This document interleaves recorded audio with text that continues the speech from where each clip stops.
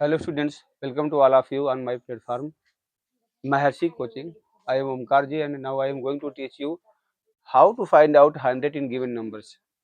दोस्तों मैं हूं ओमकार जी और स्वागत करता हूं आप सभी का हमारी महर्षि कोचिंग प्लेटफॉर्म पर।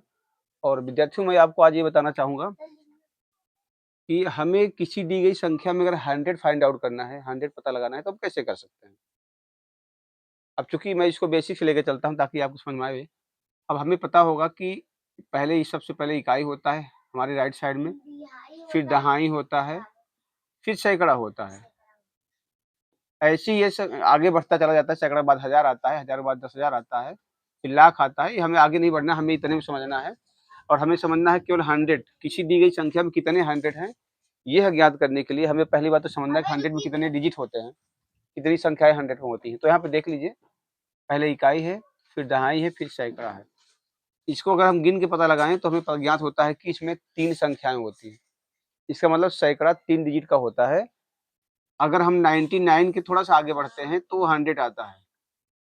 99 तक 2 डिजिट होता है और जैसे हम 100 में आते हैं वहां से 3 डिजिट चालू हो जाता है। इसका मतलब एक सैकड़ा बराबर कितना हो गया, 100 हो गया।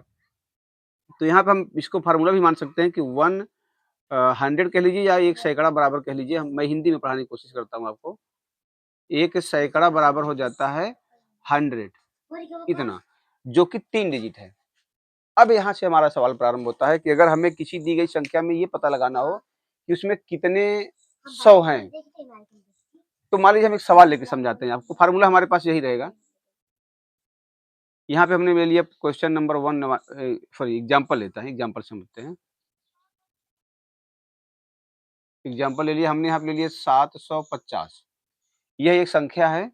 750 में कितने 100 हैं, कितने सैकड़ा है, कितने सैकड़ा है, कितने सैकड़ा है। ठीक है भाई। 750 एक नंबर हमारे पास है, उसमें हमको पता लगाना है कि इसमें कितने सैकड़ा है। देखिए, एक तो जनरल सा फार्मूला होता है कि हम क्या करें, सिंपली जो है, क्योंकि हमें पता हो गया कि एक सैकड़ा बराबर 100 होता है, तो सिंपल सा है कि हम 100 का सीधा उसमें भाग कर दें तो फाइंड आउट हो जाएगा। लेकिन एक तरीका यह है कि हम अगर एक ही नियम का प्रयोग करें, कि एक ही नियम का प्रयोग करते हुए लगाएं, तो हमें यहाँ पे लिखना पड़ेगा कि चूंकि 1 सैकड़ा इक्वल टू, मतलब एक सैकड़ा बराबर हमारे पास है 100, इसलिए 750 में सैकड़ा बराबर 750 में सैकड़ों की संख्या या सैकड़े की संख्या कर सकते हैं। हाँ, सैकड़े की संख्या कह सकते हैं, बराबर हो जाएगा 750 के बटे में ये जो 100 होता है इसका। तो अब देखिए, बहुत सिंपल सा है, आप चाहे जैसे काट सकते हैं, कोई दिक्कत नहीं है। हालांकि अगर मैं एक एक जीरो काट दूं यहाँ पे, तो ऊपर बचा है 75, नीचे बचा है 10।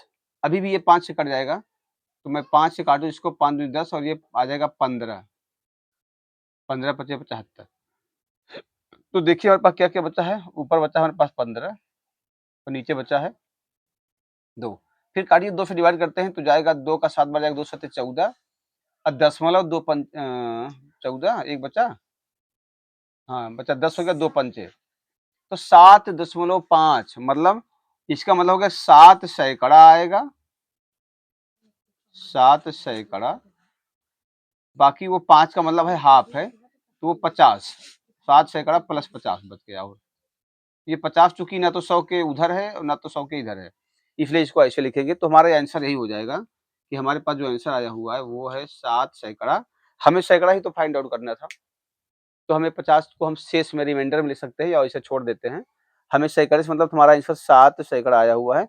इसी प्रकार से आप और भी आगे बढ़ सकते हैं और आगे सवाल आप लगा सकते हैं। हम आपके लिए यहाँ पे कुछ क्वेश्चन छोड़ के रखते हैं। जैसे मान लो 1580 में सैकड़े की संख्या, ठीक है, ठीक। ऐसे ही 2000 में कितने सैकड़े होते हैं। इस प्रकार से 2 ये आपके लिए हैं, आप इसको करके हमें कमेंट में इसका जवाब दीजिएगा। आज के लिए बस इतना ही। मिलते हैं एक अगले वीडियो में, तब तक के लिए नमस्कार।